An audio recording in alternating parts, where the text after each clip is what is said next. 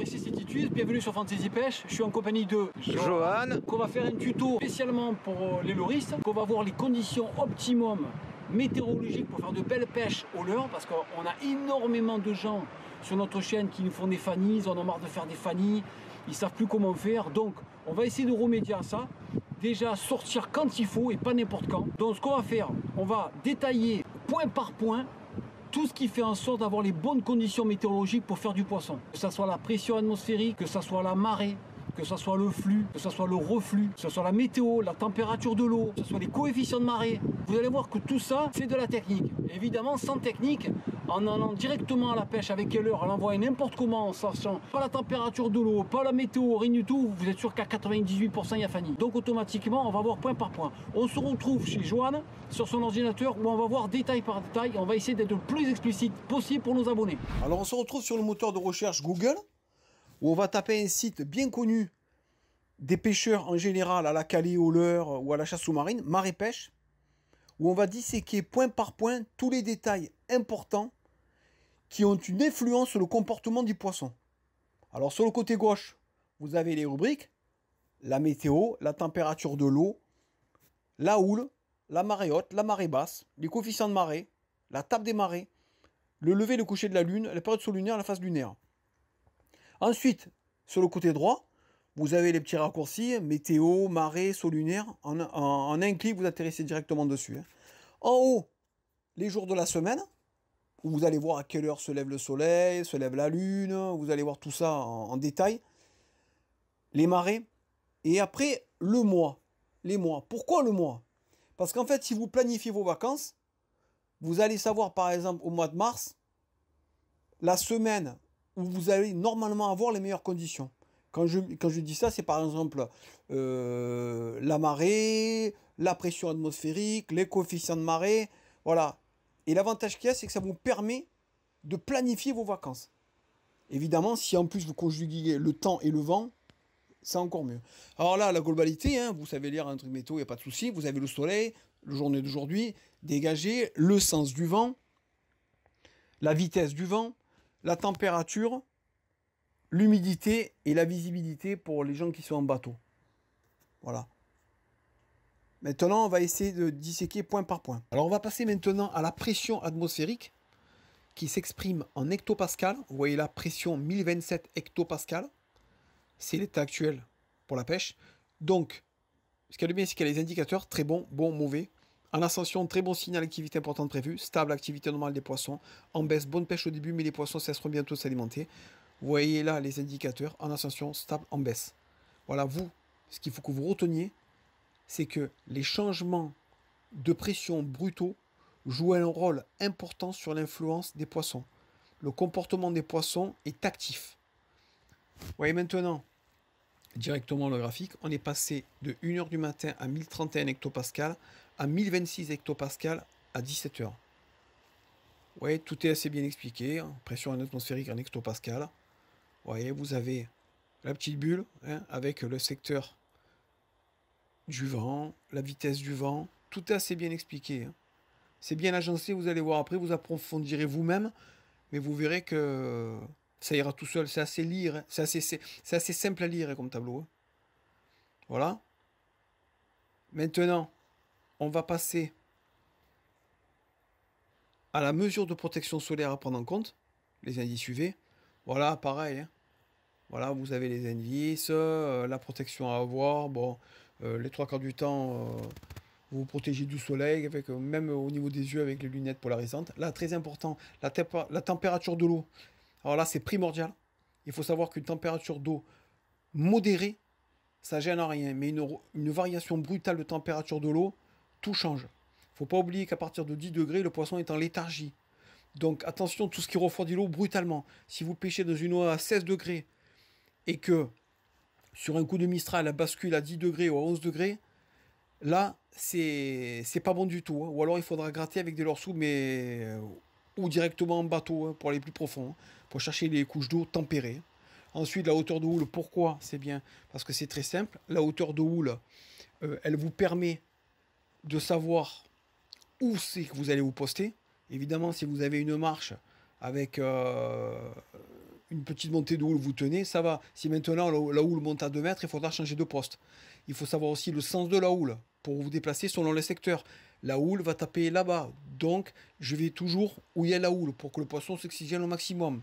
Si maintenant de l'autre côté c'est abrité, je ne vais pas pêcher là-bas. Voilà, l'important c'est savoir le sens de la houle et la hauteur d'eau, la hauteur significative de la houle. Voilà, ça va vous guider sur le poste à pêcher pour le lendemain évidemment. Hein. Ouais, là vous avez bien la hauteur d'eau, hein, c'est facile à lire, il n'y a pas de problème. Hein. Vous voyez que bon, à 16 heures, orientation de la houle sud-est, hauteur d'eau 40. Vous voyez, c'est facile à lire. Donc évidemment, plus ça bouge, mieux c'est. Plus le poisson va s'oxygéner. Comme je vous ai expliqué sur le tuto du loup. Ça amène le champagne, qui amène de l'oxygène. Voilà pourquoi le poisson est là. Évidemment, attention aux variations de température de l'eau. Hein. S'il n'y a pas de grosse variation de température de l'eau. Hein. Très important. Oui, c'est très bien expliqué. Hauteur significative, lever du soleil, coucher du soleil, tout est marqué. Hein. Direction de la houle, hauteur significative, période des vagues. C'est vraiment bien expliqué. Hein. Après, on verra les points qui nous intéressent parce qu'ils sont tous regroupés. Ça sera beaucoup plus facile. Mais en fait, j'essaie de faire voir détail par détail. Hein. Ensuite, la marée, très importante. Alors là, ne surtout pas négliger, surtout en Méditerranée. 2 marées hautes, 2 marées basses, une étale au milieu. Les 2 meilleures heures du bord, les 2 dernières heures de la marée montante. Ensuite, les 2 premières heures de la marée descendante. Voilà, ça c'est très important. Parce que n'oublions pas que la marée haute, ce qu'on appelle le flux, et la marée montante, le flux, la marée descendante, le reflux.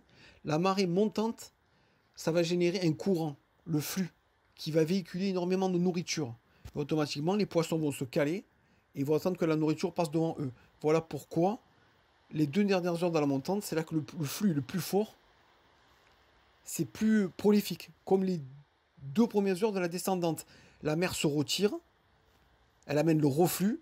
Et toujours pareil, les poissons se mettent à un endroit, ils attendent que le courant amène de la nourriture directement. Et voilà pourquoi c'est bon. Vous voyez le tableau carrément avec le graphique. Vous voyez, 3h40, 3h14 marée basse, 15h34 marée basse, 9h47, 22h de marée haute. Donc vous, 7h47 à 9h47, très bon. Et de 20h à 22h, là, très bon. Ensuite, vous attendez l'étale, les 2 premières heures de la descendante. Pareil, il faut qu'il y ait énormément de courant. Si vous avez du courant, il y a du poisson. S'il n'y a pas de courant, il n'y a pas de poisson. C'est très simple à comprendre. Vous voyez, tout est bien marqué. Marée haute, marée basse, lever du soleil, coucher du soleil. Évidemment, si la marée coïncide avec le lever de soleil ou le coucher de soleil, c'est encore mieux. Ça rentre encore un ingrédient supplémentaire. Le coefficient de marée, très important. Plus il est élevé, mieux c'est. Vous voyez là, coefficient du matin 92, coefficient de l'après-midi 97.